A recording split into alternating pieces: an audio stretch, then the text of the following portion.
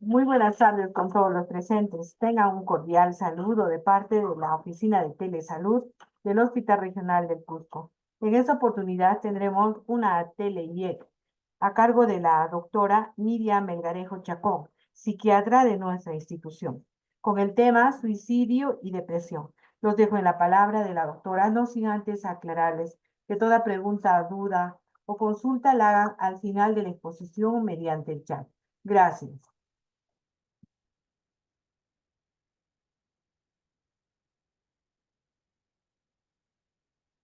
Buenas tardes. Agradezco por la invitación y ahí dice el tema, ¿no? Trastorno depresivo y suicidio. A ver.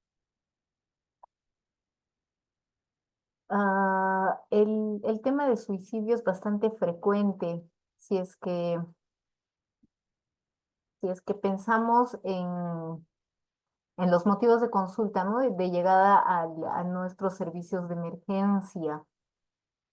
Eh, para empezar, vamos a definir qué es el suicidio. Dice que el suicidio viene del latín suicidium, que está definido como el acto por, por el cual una persona provoca su muerte de forma deliberada.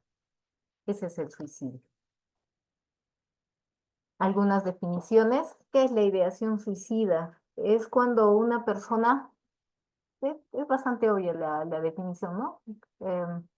Cuando una persona considera el acto suicida, cuando mm, ha pensado, ha tenido la idea de que tal vez la solución a su crisis o a su problema vaya a ser el terminar con su vida. Esa es la ideación suicida, que lo ve como una solución ante alguna situación o un problema de las personas. El intento suicidio, suicida, es todo evento en el que un individuo va a generarse un daño o lesión, cualquiera que sea el grado de letalidad. Ya muchas personas se hacen cortes superficiales en la piel, hay quienes utilizan armas de fuego, armas blancas, o simplemente algún tipo de sustancia que genere daño en nuestro cuerpo. Y finalmente el gesto suicida, ¿qué es? Es el daño, el acto que se autoinflige la persona, que no necesariamente es fatal. No fatal sin el propósito de morir. Muchas veces hay personas que dicen, no quería llamar la atención. A veces es el grito de alarma. Está generando, está pidiendo ayuda o tal vez es el punto de partida para generar algunos cambios en el ambiente. Lo que dice acá, ¿no? Dice, grito de ayuda para obtener una atención, algún tipo de ayuda. En cuanto a la epidemiología, la frecuencia, dice que estos son datos de la OMS, que dice que alrededor de 700.000 personas se quitan la vida tras numerosos intentos de suicidio y además ocurre unos 40 intentos de suicidio por segundo. Ya recuerden esa cifra, ¿no? Las personas intentan hacerse daño constantemente, pero en general están contando con alrededor de 700.000 personas que intentan hacer o que logran el suicidio en un año.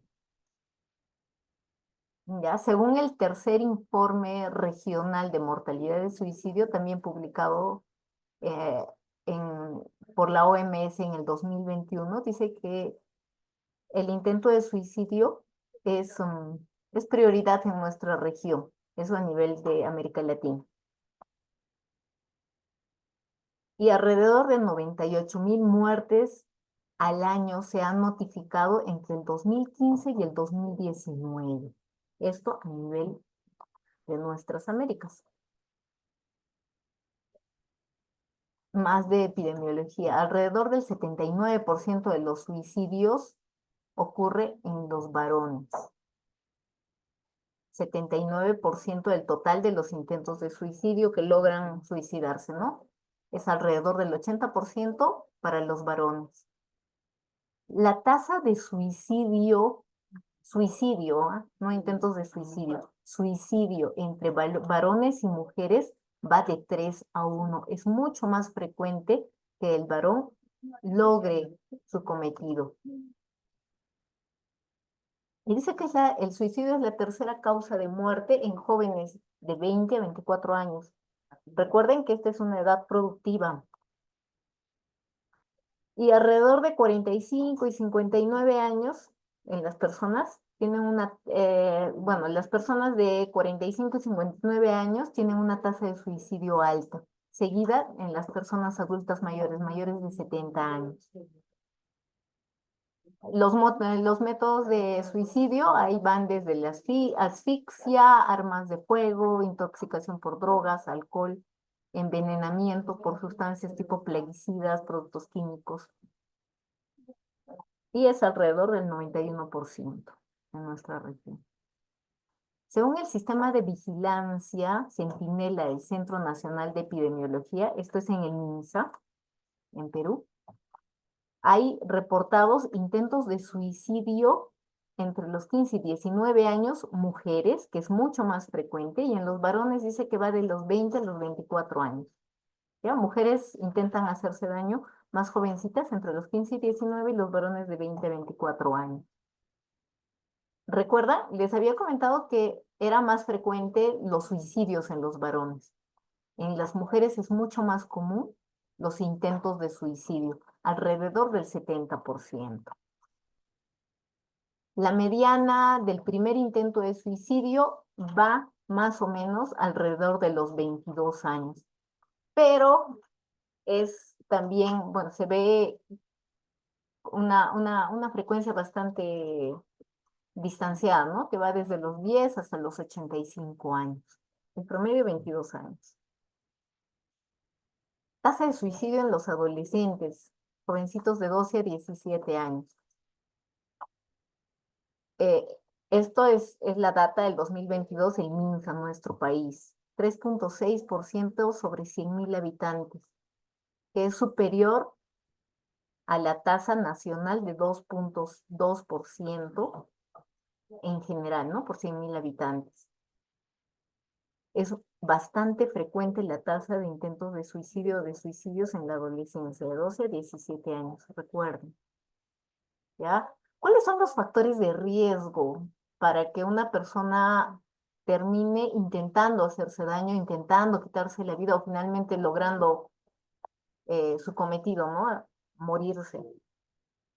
Tenemos muchos factores, es multifactorial la que tenemos, ¿no? Hay factores psiquiátricos, factores familiares genéticos, factores médicos, factores sociales. Es la suma de múltiples situaciones. Acá no se ve bien. Dice que el 50% de las personas que lograron su suicidio habían tenido contacto con su centro de atención primaria un mes antes del intento de suicidio y su suicidio. ¿Ya? Estas personas tienden a buscar ayuda por múltiples dolencias, no necesariamente con la queja de que quieren morirse, pero hay molestias físicas y generalmente acuden a su centro de atención primaria. Dice que las 3/4 partes de las personas que logran suicidarse un año previo ya tenían dolencias somáticas, lo que les había comentado, ¿no? Las dolencias somáticas, por ejemplo, dolor de cuerpo, dolor de espalda, los dolores musculares, enfermedades frecuentes, dolencias sin explicación clínica. No tienen una explicación sindrómica, son dolencias. Un quinto de los pacientes o de las personas suicidas, un mes antes, habían sido atendidos por un centro de salud mental, ¿no? Al servicio de salud mental, los centros de salud mental comunitarios, los hospitales. ¿Ya? Gran parte de ellos sí habían pasado por alguno de esos servicios. Más factores de riesgo. Tenemos factores de riesgo desde el punto de vista psiquiátricos. A la cabeza, el trastorno depresivo, ¿no? La depresión mayor, el 50%. Dentro de los trastornos del ánimo está el trastorno bipolar, que es una enfermedad crónica, trastorno bipolar, que está dentro del 50%. El consumo de sustancias psicoactivas, personas que consumen alcohol, marihuana, cocaína, que va al 25%. Los pacientes que tienen diagnóstico de esquizofrenia, 10% de ellos logran suicidarse. No tanto porque tengan ideación suicida, sino porque sus delirios y sus alucinaciones van de la mano, ¿no? Las órdenes que reciben, mátate, mátate, y terminan haciéndose daño. Los trastornos de personalidad, generalmente las personas que están dentro del clúster B, los límites, los narcisos, ellos son los que tienen más predisposición a hacerse daño, 5%. Y los trastornos orgánicos cerebrales es al 2%. ¿A qué se refieren los orgánicos cerebrales? Son los otros pacientes que tienen problemas físicos, por ejemplo, acá tenemos, ¿no? Enfermedades médicas crónicas terminales, por ejemplo, el cáncer, el HIV de diagnóstico reciente, pacientes con epilepsia, enfermedades crónicas que no están bien controladas. A eso se refieren los orgánicos cerebrales, ¿no? Esas personas tienden a estar dentro de la estadística de suicidio en un 2%. Acá tenemos otros factores de riesgo que tendríamos que valorar al momento de evaluar a un paciente. El estado civil, es más frecuente en las personas que viven solas, ¿no? Los viudos, los divorciados, los separados, y acá también los solteros tienen mayor predisposición a los intentos de suicidio y a los suicidios. Acá, el vivir solo. La pérdida personal reciente, ¿a qué se refiere? Por ejemplo, una pareja, ¿no? que queda viuda. Es muy frecuente que la otra persona también intente irse con la otra persona, ¿no? Se intentan matar. El desempleo, los problemas psicosociales, es una, es un, es una causa frecuente, los problemas económicos, legales. Y aquí van las enfermedades médicas, todas las enfermedades crónicas, el dolor crónico que no puedo controlar, les duele tanto que finalmente ven como alternativa el morirse, las enfermedades terminales, un antecedente, un factor de riesgo importante a tomar en cuenta cuando evaluamos pacientes con intentos de suicidio, los intentos de suicidio previos, ¿no? O las amenazas de suicidio, el hecho de que constantemente estén diciendo me voy a matar, finalmente terminan haciéndose daño o cumpliendo. El sexo masculino, el género masculino es un factor de riesgo para que logren su cometido. ¿Recuerdan? Sí les había puesto hincapié en eso, ¿no? Dentro de la epidemiología. Más o menos era alrededor del 69-70% que era las personas de sexo masculino que lograban hacerse daño. Son más letales sus intentos de suicidio y logran el suicidio. La edad avanzada, los adultos mayores, con las constantes pérdidas, su duelo constante, tienden a caer en depresión y se hacen daño, ¿no? Se terminan matando. Antecedentes familiares de suicidio aumentan más o menos del 3 a 10 veces frente a una situación, bueno, a personas que no tengan antecedente familiar de suicidio, ¿ya? Eso tiene que ver un poquito con la familia, la genética, ya la epigenética, más adelante les voy a comentar eso.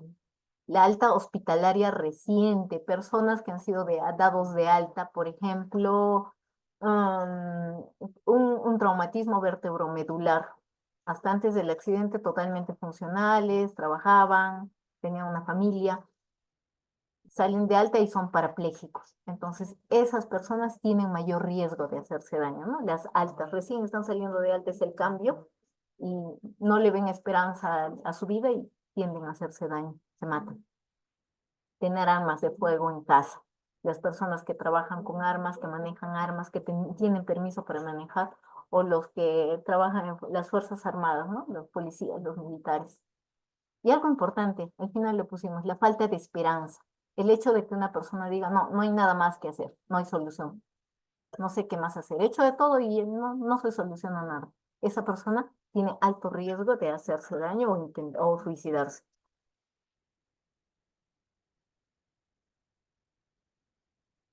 Acá, la neurobiología, no se lee bien, la neurobiología de los intentos de suicidio. ¿Qué pasa en nuestra cabeza cuando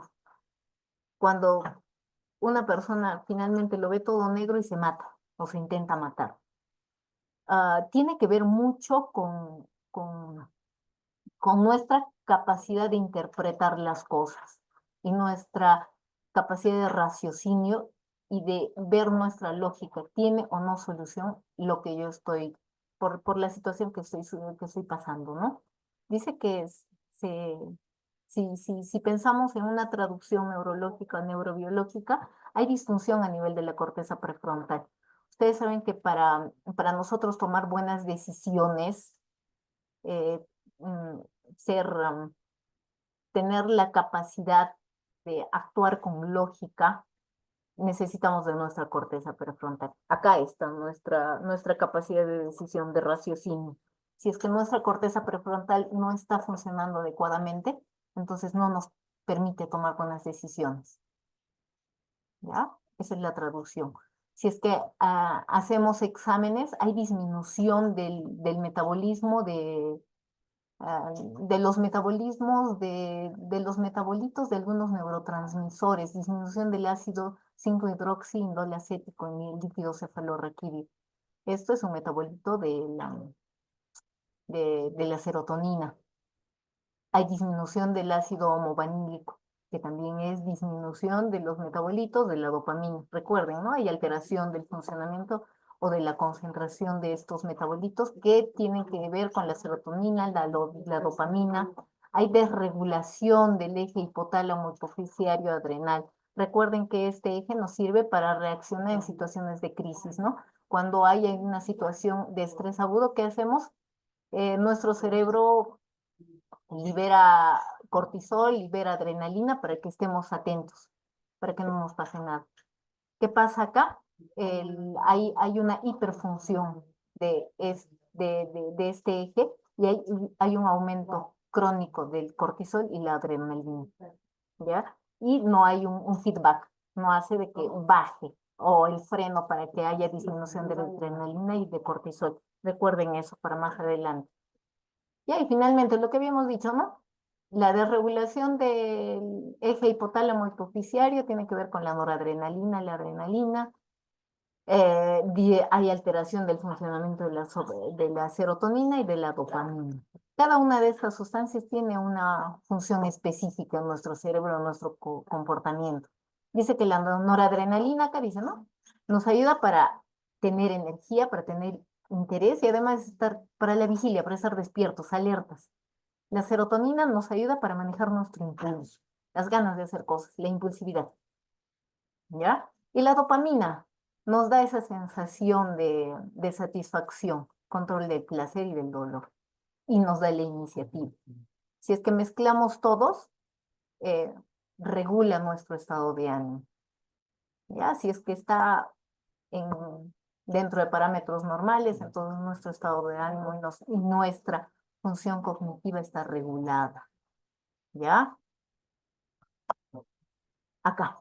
Hay algunas imágenes, está en blanco y negro, pero para intentar explicar un poquito lo que pasa con nuestra corteza prefrontal cuando nosotros estamos con ideación suicida, ¿no? Cuando estamos deprimidos. Generalmente esto pasa con las personas en depresión. Acá hay un estudio que lo hicieron hace bastante tiempo, ya en el 2011, que dice que estudiaron la perfusión cerebral en 27 pacientes que habían logrado suicidarse.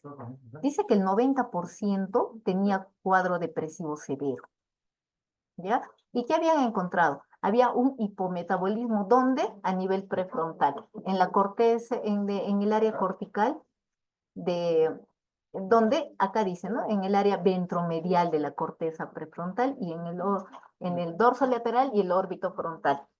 Todo en la corteza prefrontal.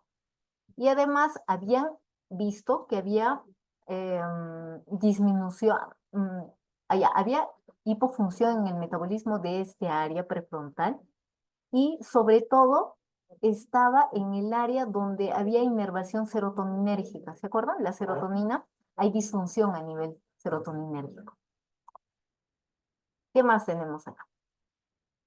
¿Qué hay en la corteza prefrontal? ¿Para qué nos sirve? Lo que les había comentado, la corteza prefrontal establece conexiones con todos nuestros centros cerebrales. ¿Para qué? Para regular, acá dice, la emoción, la memoria, los procesos motores y los cambios fisiológicos internos. ¿Ya? Las emociones, el sistema límbico, la amígdala, esto va con la impulsividad, sobre todo, el hipocampo, con la memoria. Nosotros reaccionamos a situaciones de estrés de acuerdo a situaciones pasadas que nos han ayudado a salir del problema y de acuerdo a nuestra memoria también la intentamos solucionar de ese modo, ¿no? Los procesos motores tiene que ver y los cambios fisiológicos internos, el hipotálamo, tiene que ver con el eje hipotálamo hipofisiario adrenal. ¿Ya? ¿Qué dice acá? La corteza prefrontal es nuestro centro integrador que nos permite, acá, importante, planificar y ejecutar los comportamientos complejos. ¿En base a qué? A la información sensorial, emocional, motora disponible. ¿Ya? Entonces nosotros vamos guardando, ¿no? en el hipocampo, a través de nuestra memoria, muchas situaciones que más adelante nos va a ayudar como experiencia a solucionar otros problemas. ¿Ya? Para eso nos sirve.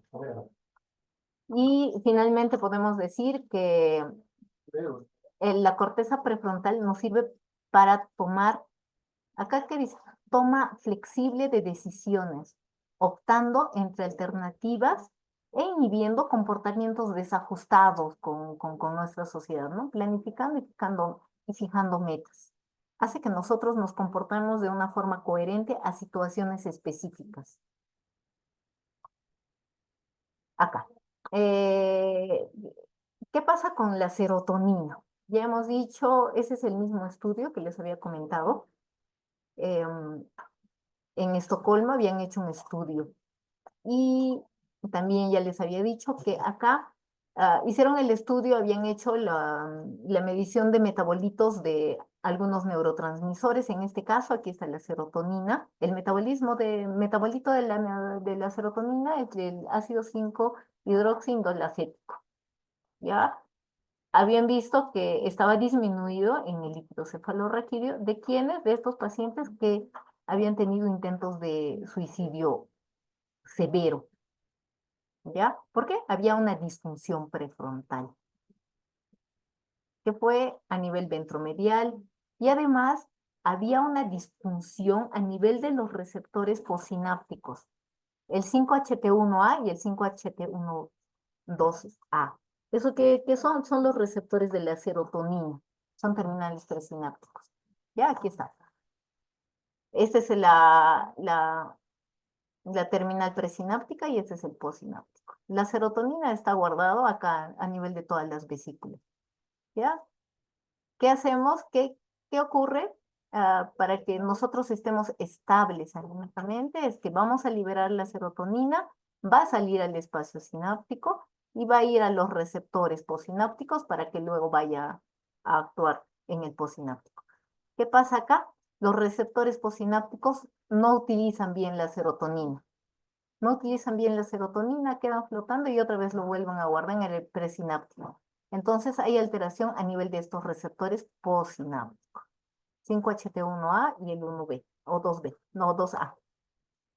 ¿Qué pasa con la dopamina? Recuerden que la dopamina, ¿para qué nos servía? Nos daba esa sensación de satisfacción, placer, y nos dan ganas de hacer cosas. Acá había disminución también de sus metabolitos, el ácido homovanílico a nivel de líquido cefalorraquídeo. Hay disfunción ¿dónde? En la corteza, a nivel cortical, subcortical. ¿Ya? ¿Qué pasa? Hay disminución de obtener la sensación o la capacidad de sentir placer, estímulos usualmente placenteros. Por ejemplo, a mí me invitan un chocolate, me gusta mucho, me lo como y me da sensación de satisfacción, me siento alegre, un poco feliz. ¿Ya? Entonces, hay personas que cuando están deprimidas no disfrutan de esas pequeñas cosas, todo les da lo mismo. ¿Qué ocurre? Están anedónicos. todo está negativo, sus estados afectivos están negativos, no hay nada que los motive, que les dé objetivos de vida. No hay forma de ver metas ni a corto ni a largo plazo. Ya, y lo otro, ¿no? Las alteraciones del eje hipotálamo hipofisial adrenal. Les había comentado previamente, el hipotálamo, ¿qué hace? Ante situaciones de estrés, acá. En situaciones de estrés, ¿qué hacemos? Aumenta el cortisol y la adrenalina. El hipotálamo manda a la hipófisis y la hipófisis a la suprarrenal. ¿Para qué? Para que haya mayor liberación de noradrenalina y de cortisol. Cuando hay cortisol, ¿qué hago con el cortisol? Una vez que he regulado, ha disminuido la adrenalina y todo lo demás, volvemos a parámetros normales. No es necesario tener tanto cortisol. Pero en el caso de pacientes suicidas, el cortisol está constantemente elevado. ¿Por qué? Porque estas personas están constantemente en alerta. Su adrenalina nunca termina de bajar. Su cortisol nunca termina de bajar. Y el cortisol deja de actuar a nivel del cerebro, a nivel del hipocampo, ¿ya? Y no ocurre el feedback, ¿ya? Entonces no le mandan el mensaje al hipotálamo para que deje de producir cortisol.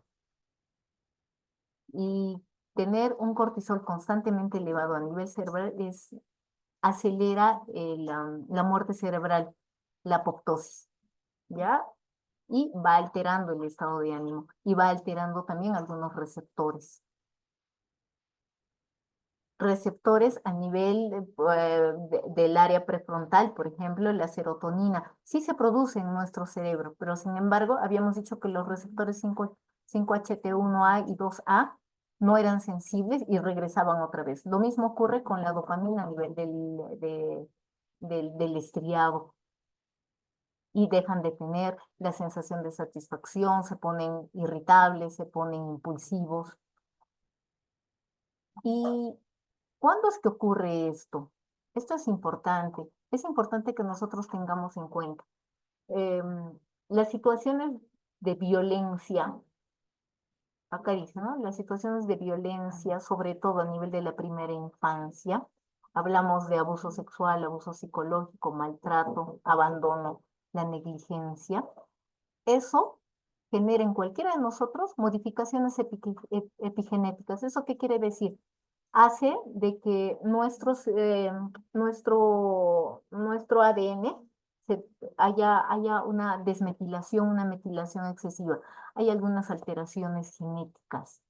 No hay mutaciones, pero sí hay alteraciones genéticas que nos van a predisponer por estrés crónico a la depresión. Y esto es lo que ocurre con los pacientes que han sufrido de violencia en la niñez, ¿no? O los que han sufrido trauma. Estas personas difícilmente van a poder regularse a largo plazo. ¿Qué hacemos con una persona que ha intentado matarse? ¿Ya? Primero, cuando nosotros evaluamos el riesgo suicida, evaluamos varios puntos. Uno, la evaluación psiquiátrica, ¿no? Ver si es que tiene algún trastorno psiquiátrico que amerite ser tratado. Lo más importante, una relación inicial, ser empático con el paciente.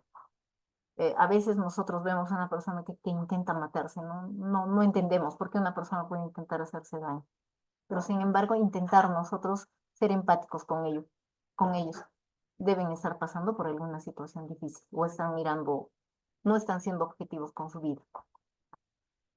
Intentar siempre hacer las preguntas abiertas, en lo posible abiertas, para darles opción a explicar cuál es la situación que ha pasado y tratar de nosotros entender la situación expresa, ¿no? Recopilar información a la familia y los amigos, la familia cercana. Eso es muy importante.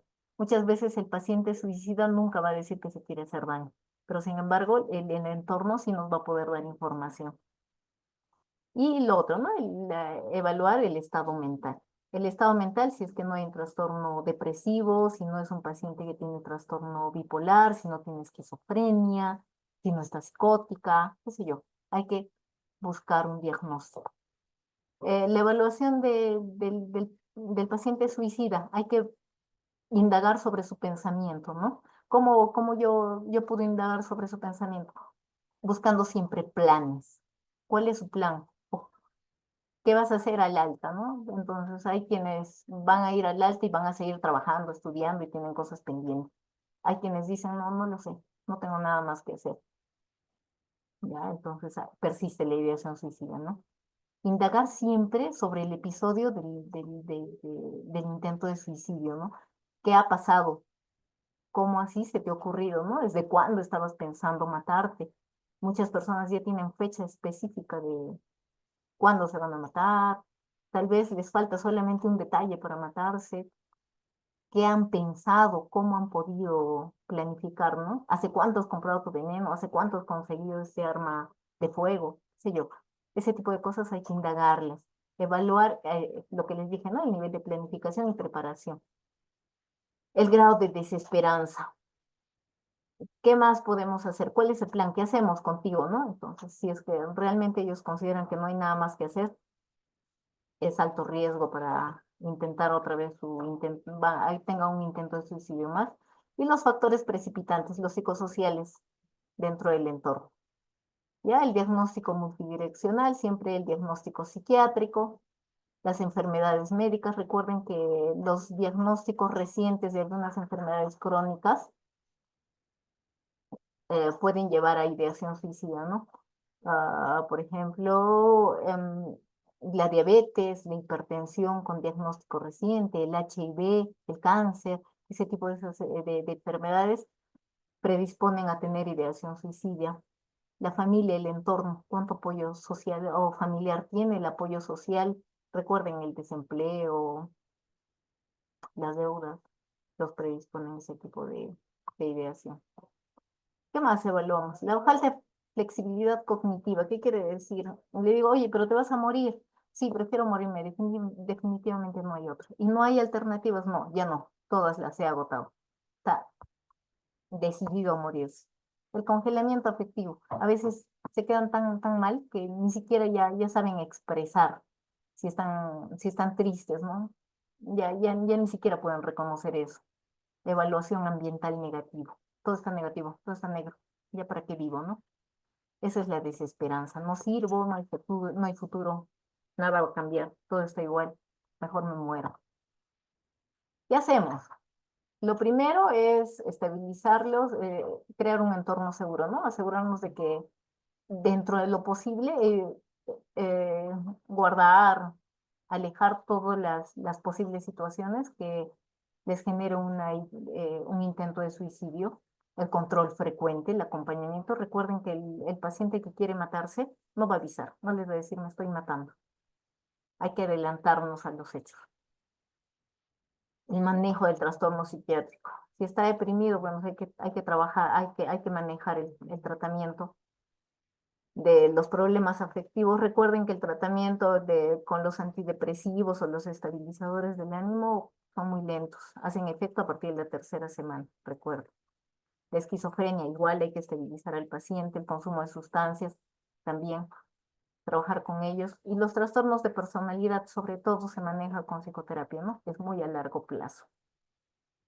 Los factores ambientales, ¿no? Los psicosociales, ¿no? El desempleo, las pérdidas, los divorcios, las disfunciones familiares, los conflictos, mil cosas.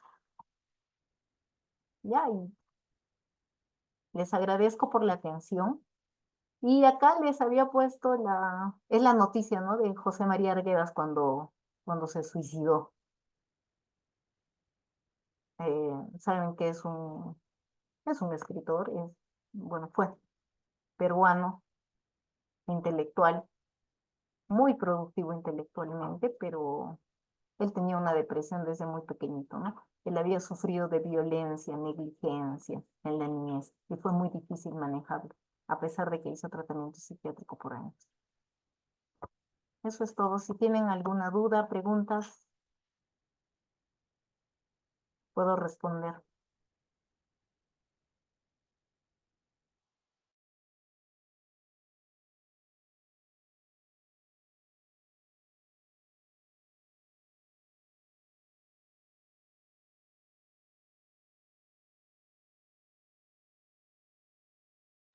No habiendo preguntas a resolver, agradecemos la excelente participación de la doctora y también les comunicamos de que ustedes pueden entrar a esta ponencia en cualquier momento, ya que se encuentra en el YouTube institucional del Ministerio de Salud. Eh, Muchísimas gracias a todos y esperando una nueva tele o telecapacitación, las cuales le vamos a comunicar. Gracias, doctora. Gracias a todos.